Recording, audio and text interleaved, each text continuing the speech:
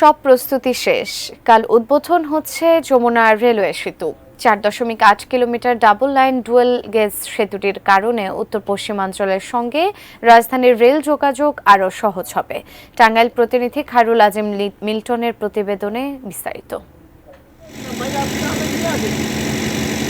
যমুনা সেতুতে যে metre gauge rail line তার ওজন বহন ক্ষমতা কম, তাই ট্রেনগুলোতে বেশি বগি যুক্ত করার সুযোগ ছিল না। তাছাড়া লাইনও মাত্র একটি বলে ক্রসিংয়ের জন্য দুই পারের স্টেশনে ট্রেনগুলোকে দীর্ঘক্ষণ অপেক্ষা করতে হতো।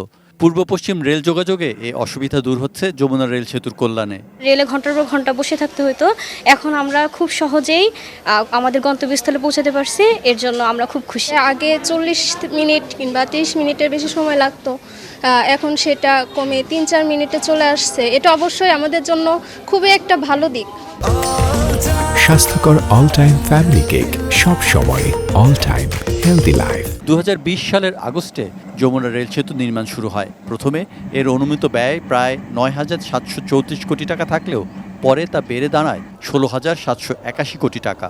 এর 12,149 কোটি টাকা Japan international cooperation agency JICA ঋণ হিসেবে দিয়েছে।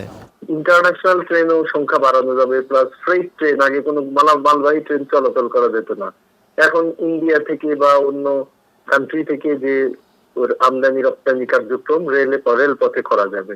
সেতুটি চালু হওয়ায় পশ্চিম ও উত্তরের যাত্রীদের সময় বাঁচবে প্রায় 1 ঘন্টা। পণ্য পরিবহনেও সুবিধা হবে। একটা গাড়ি 30 মিনিট বা 40 মিনিট কম হইতেছে। এক্ষেত্রে এই ব্রিজটা হওয়াতে খুবই ভোগান্তি কমছে এবং আমাদের জন্য খুব উপকার হচ্ছে। বর্তমানে ঢাকা উত্তরবঙ্গ পথে 38টি ট্রেন চলাচল করে। যমুনা রেল সেতুর কল্যাণে যা বেড়ে দাঁড়াবে 88টিতে। Saikat Dasgupta, desk report, ATN news.